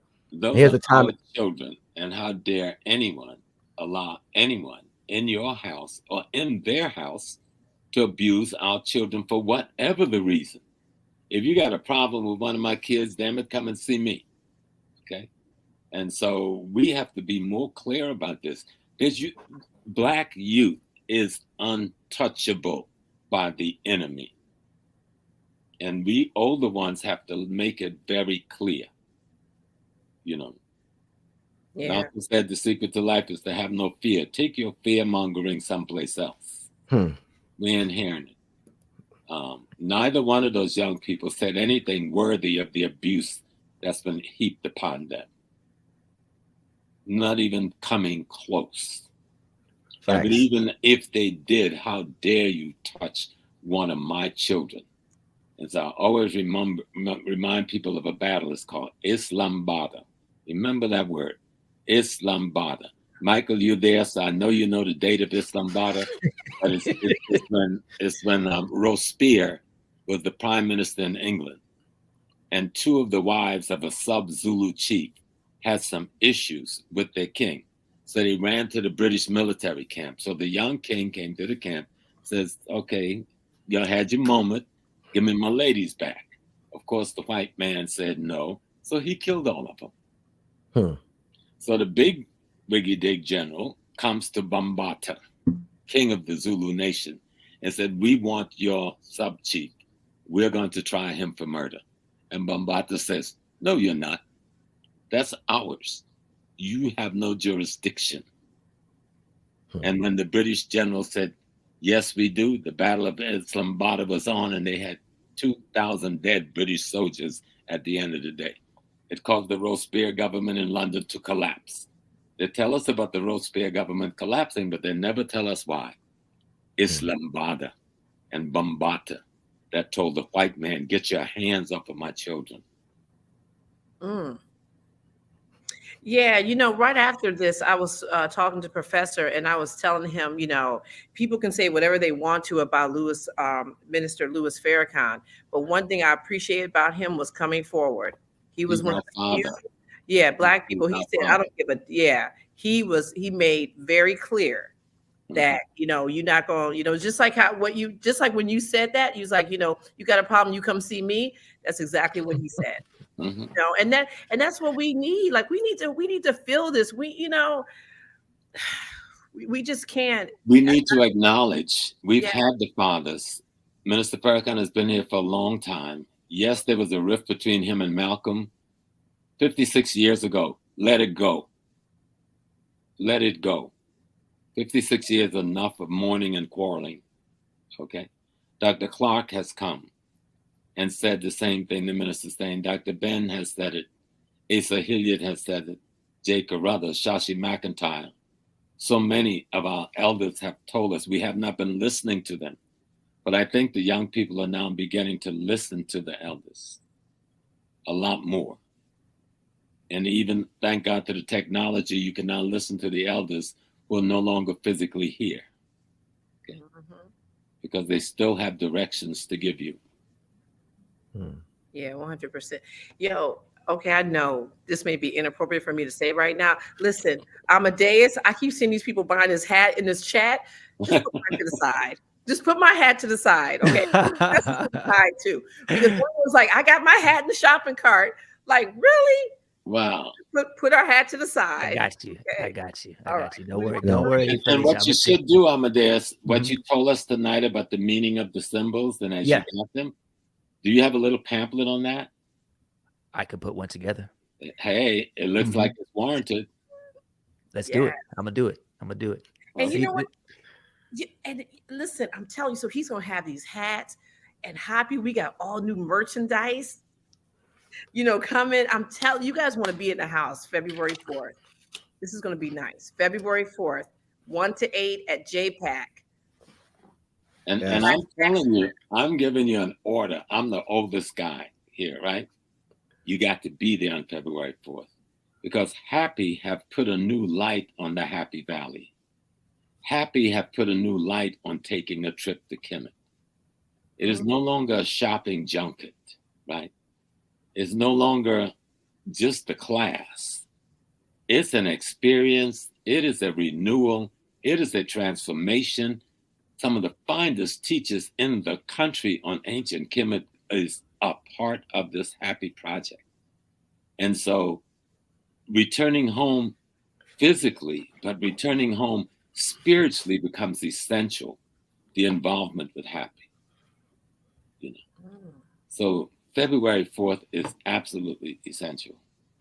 Yes. And I see Susan Tata says she's going to be there in the building. We need to talk because we might add her to the lineup. And she snuck that in there saying she's coming. Add Susan. I'm giving her orders right now. Yeah. So we're going to have to figure something out because we've been talking about doing some other things. So we're going to have to talk to Miss Tata, Dr. Tata, and really get that going. Listen, One Africa Susan Tata. No, y'all need to go look at her performance. There was not a dry eye in the spot when she spoke. It was so much drama with her coming. So she was unable to come. So last minute, you know, I think 3 o'clock in the morning, I was like, I can send you a Zoom link. We didn't think it would work. This woman got on there, okay, and it was quiet. A pin could drop. Susan Tata is about her business. Somebody else came in her, and look at me. I was looking at her. I was like, everybody saw themselves in this woman. So look, remember, she's from the Cameroons, and people need to know the Cameroons. A lot of our ancestors came from there, just bordering Nigeria, and the Cameroon is one of those spiritual centers that we rarely hear about. But the juju in the Cameroon, whoa, you don't even want to mess with that. Haiti has to back up from Cameroon juju now because it's deep. I'm telling you, it was really powerful. So we know it's going to be a great day in Queens, February 4th. So you need to make sure you get your tickets, family. And shout out to you know, I see a lot of our past guests in the chat. Modern Day Sage, Ellison Nidra, and I see Michael Imhotep. Michael Imhotep's like, yo, I need to be there. Yeah. Michael don't play around when he plugged himself. He's like, look, I need to be there speaking. He needs to be there. He's one of the most fantastic documentary historian out here. Okay. The only person that I saw that was better than Michael with doing that with dates and comment is Dr. Clark.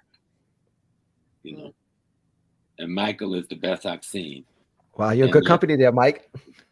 Michael Imhotep is in the Detroit project that we're doing. What? Yeah. Oh, we're not in the Detroit project. You know, we got to talk. I told you we got everybody in there. Listen, no, I need to be in your Star Wars film. Okay. So it's like, I'm just telling you right now. I'm gonna just put my little stuff out there. Yeah.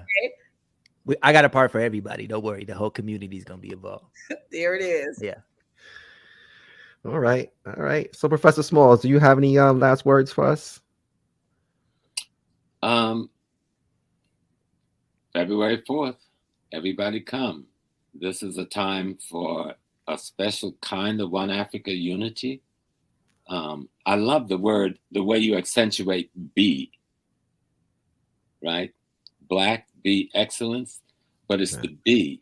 You know, Dr. Asa Hilliard told us that we want to be by becoming, you know. We're constantly becoming because we want to be. Zora Neale Hurston made it simpler. To be there, you got to go there. To go there, you got to know there. And HAPI is all about knowing the there so that we can be there. So to be there, you got to go there. But to go there, you got to know there. But it all starts with to be. To be. With that, I want to give a shout out to the artists that helped design the logo and the flyer, Michael Drake. There's a lot of our artwork for us when we have these happy gatherings and other things. He put a lot of artwork together.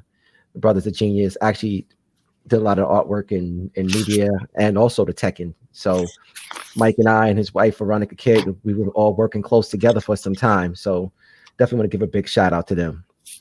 Brother Amadeuz Christ, what about you? You got any last words? Yeah, I'm looking forward to seeing everybody on the 4th. Yeah, I like somebody just put becoming. That's one thing I got from Dr. Wade Nobles as far as African epistemology is the process of being and becoming. And, you know, I think we're all always in that process of becoming better. So I'm looking to become better and just building with everybody that's there. And I think it's going to be an excellent experience. Facts. And family, I want to say this also about being and being there. I notice it's like November and people are like, oh, well, February's a long time away. Space is always limited. Yeah. Like Sister Felicia said earlier about the vending space is extremely limited. So whoever's going to be a vendor in a house, you're going to have a grand opportunity because you'll have a sold out building. So you don't want to wait for that. Secondly, space in the theater is also limited. So please make sure, don't wait to say, oh, you know, January or, oh, I'm wait to February 3rd, because that's when we get the big rush, like the day before. You might not be able to get a seat that day. Yeah, so you'll be sitting at home on live streams tight. You know what I'm saying? But that's going to be a good experience too. Yeah. But the in-house experience, it's going to be something different because we really want to make sure that Black people are showing out that day in a very positive way. So you want to be in the building. Yeah. You want to be in the building. So get your outfit together. Get your outfit. Yeah. It's going to be nice. Do not wait. And the tickets are very reasonably priced for the full day event. They're not overly expensive. They're very reasonably priced. We wanted to make sure it was affordable for everyone to be there. You know, so definitely you want to make sure you don't live in New York, you plan on coming, get your tickets, hotel. Someone said there a little while ago about the train, the plane tickets and the hotels. Yeah, get all that done now, you know? Yeah. So it's a Felicia. You got anything for them? No, I just want to say, listen, family, also make sure that you are following us on all our social media platforms and on Amadeus. Let me put up his, you know, it seems like everybody got his website because they buying a hat. So, but I'm gonna put it up there anyway. Okay.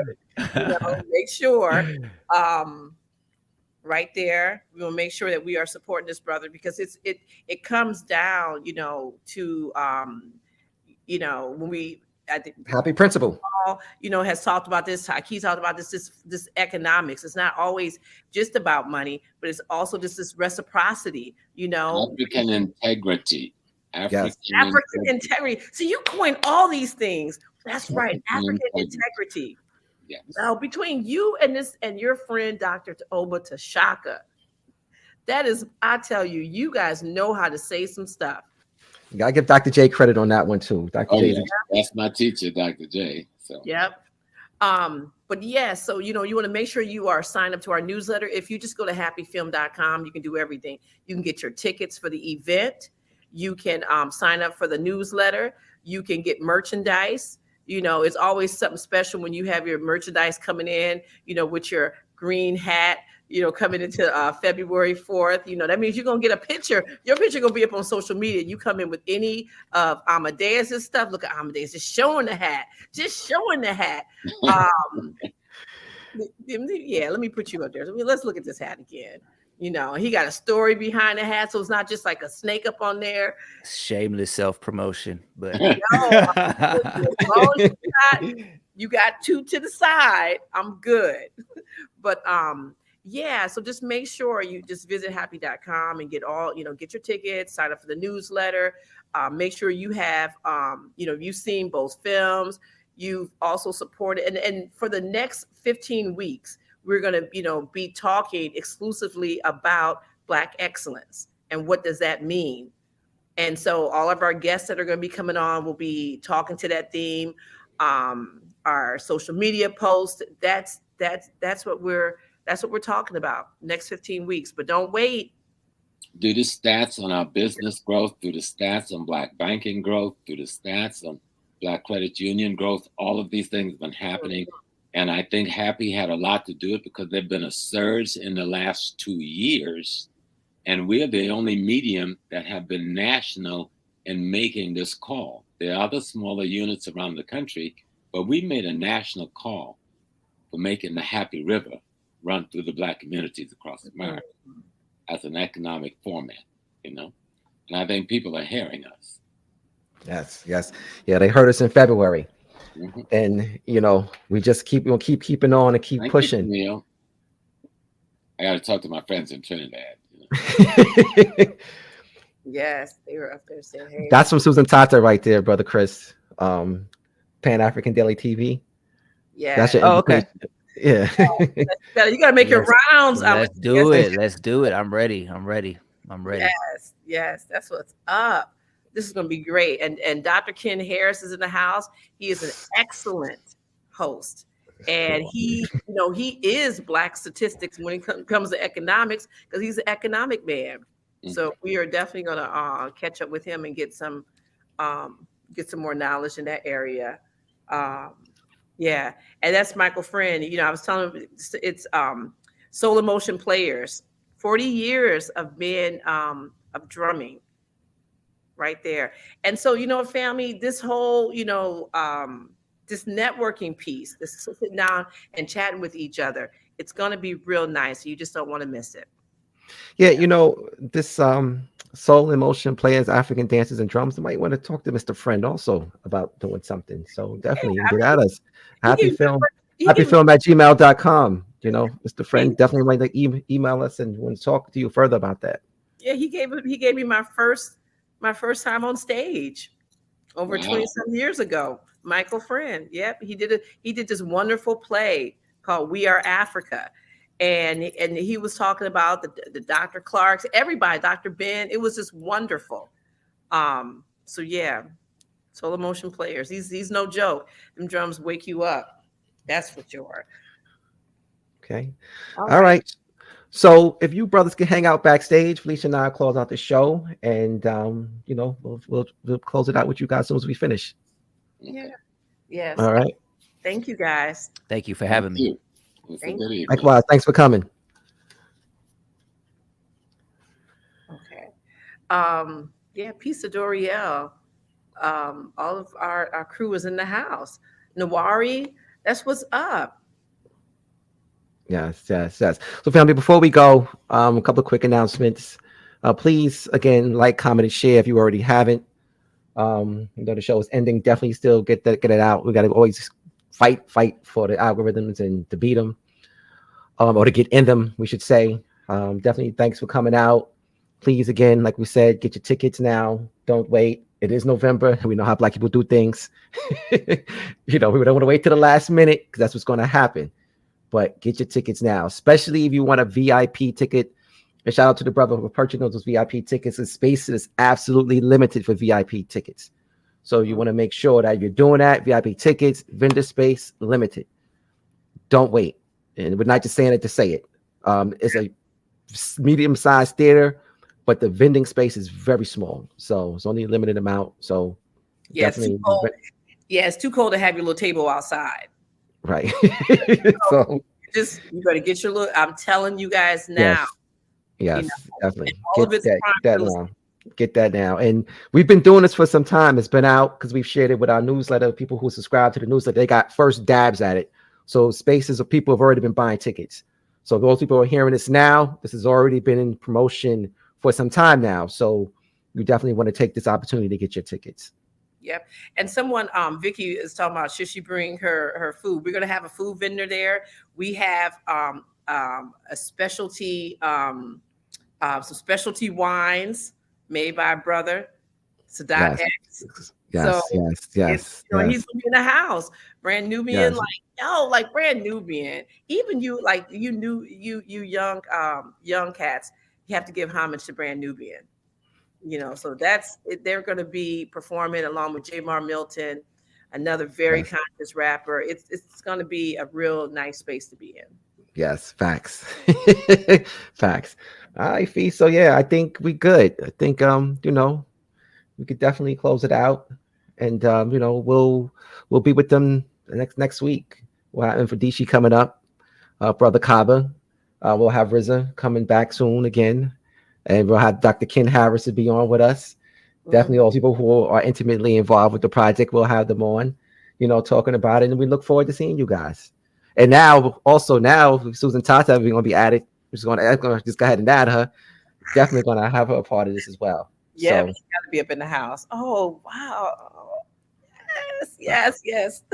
So nice. All right. So you know what? Oh, man. We are... Well, I always take that Professor Small's words when we leave. And just real quick, so Ms. Redmond, we might want to talk to you about your drum. Definitely, just reach out to me, happyfilm@gmail.com. Want to talk to you about, if you should bring your drum or not. There it is. All right, fam. So, one more thing. We talked heavily today about One Africa. If you have not seen it, go to happyfilm.com. The conference is there. It's well worth. It's 12 hours. I believe it's like $20. It's well worth it. It really, really kind of sets the stage for what we're doing now. So definitely go get your copy. You have not seen it. You're going to love it. Yeah. It's something you just sit down with your family and watch. Yes. It's really, you have 13 scholars breaking it down. The power in unity, and that's what we've been running with. That's HAPI. That's what we're doing right now. So we want to just really, another thanks to Amadeuz Christ and Professor James Small. Like, that's what's up. It's good to start this promotion off with them. Very nice spirits. Very nice. Right. All right. So, words of Professor Small, since he's off and I'm here now, so I'm going to say his famous words: peace and blessings.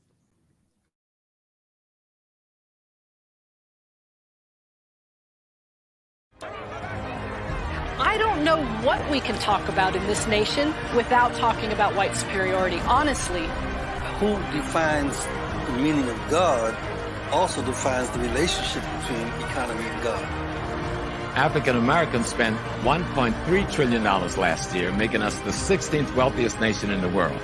Why have we not turned those riches into wealth to develop our community?